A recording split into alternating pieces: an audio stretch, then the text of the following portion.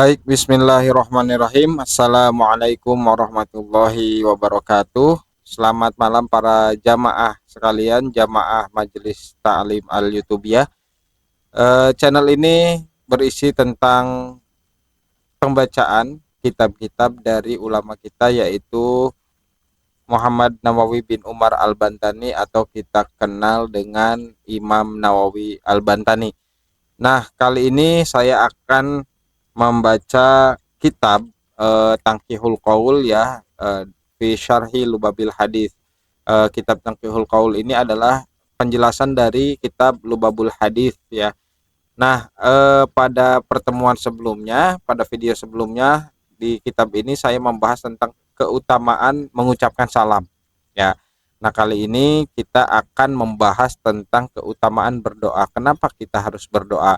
Tapi sebelum saya masuk ke pembahasannya, silakan buat kalian yang belum klik subscribe, silakan diklik dulu tombol subscribe-nya, lalu tonton sampai selesai supaya nggak ada salah paham. Dan jangan lupa di-share, di-komen, ya, juga di-like. Nah, buat kalian yang sudah subscribe, silakan untuk join atau bergabung ke berlangganan channel ini dengan memasukkan Rp5.000 ke Koropak, ya. Baik, kita mulai saja langsung kitab Tangkihul Qaul ini tentang keutamaan berdoa, ya. Oke, kita dekatkan kitabnya supaya terbaca oleh para jamaah. Baik, bismillahirrahmanirrahim. Al-babu tasi asyar, bab ke-19, fi fadilatid du'a, keutamaan berdoa. Qala Sayyidi Syekh Abdul Qadir. Nah, di sini Imam Nawawi Al-Bantani mengutip pendapat Syekh Abdul Qadir Jailani yang memiliki gelar Sultanul Aulia, ya. La yambaghi li imami wal ma'mum ayyakhruja minal masjidi min ghairi du'a.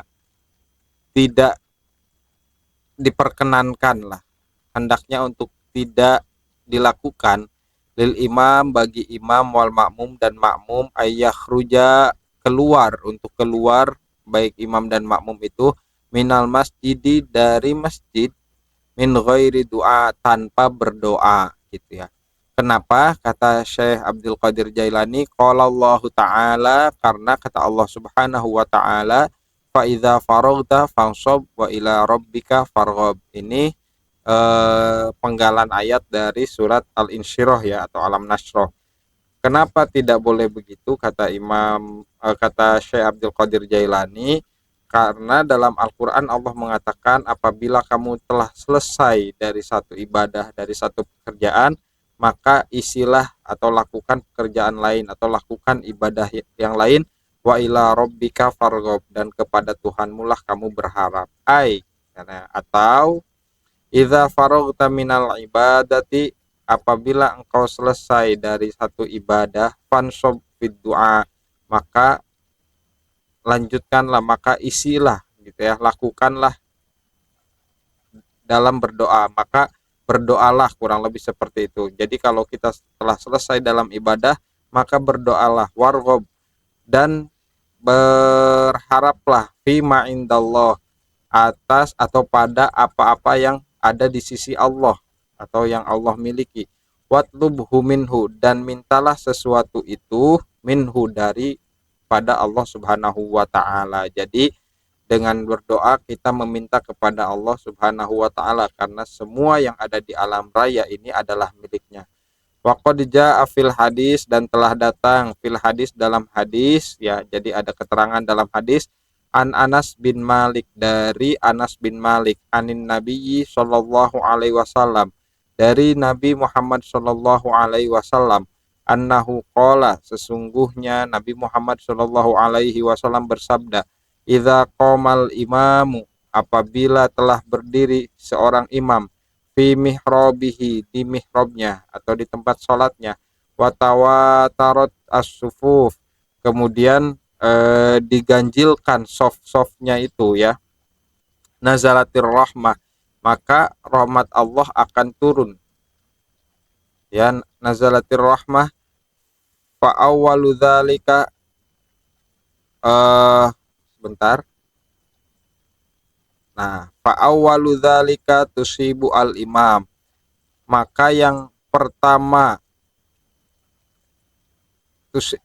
fa awwalu dzalika tusibu al imam.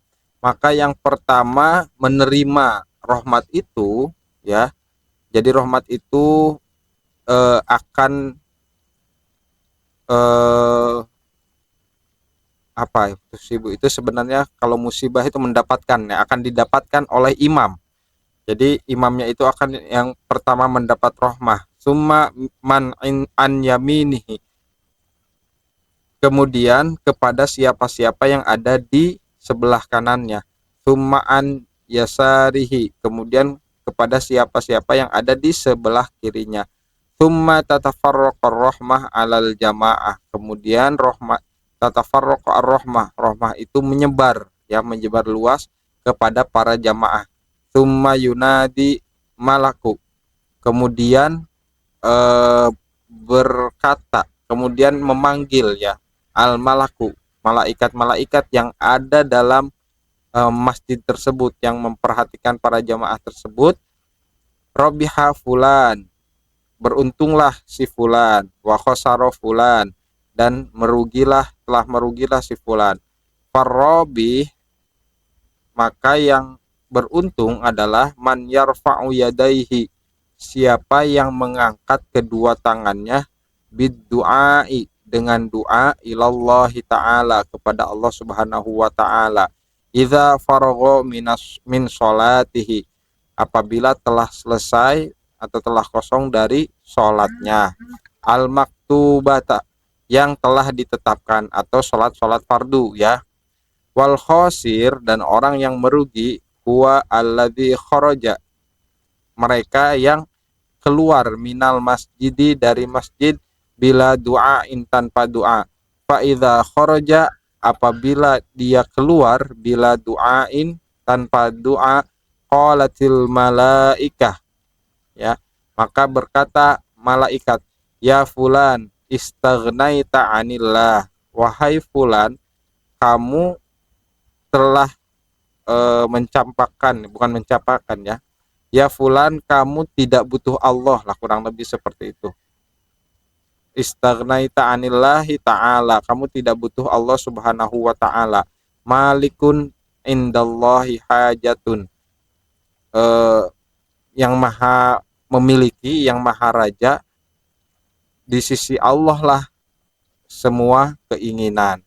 Intaha, selesai, ya. Qala Nabi sallallahu alaihi wasallam, dan Nabi Muhammad sallallahu alaihi wasallam bersabda, ad-du'a'u mukhul ibadah, doa itu adalah intinya ibadah. Nah, oke, hadis ini kita akan bahas di video berikutnya. Jadi pada pembukaan bab ini, Imam Nawawi Al-Bantani dengan mengutip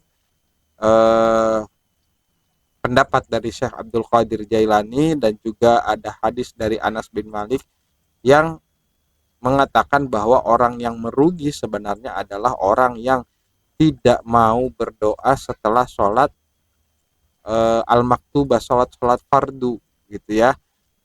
Karena semua keinginan kita itu ada di atau milik Allah subhanahu wa ta'ala. Ketika kita tidak berdoa, berarti kita sudah masuk kepada orang yang merugi.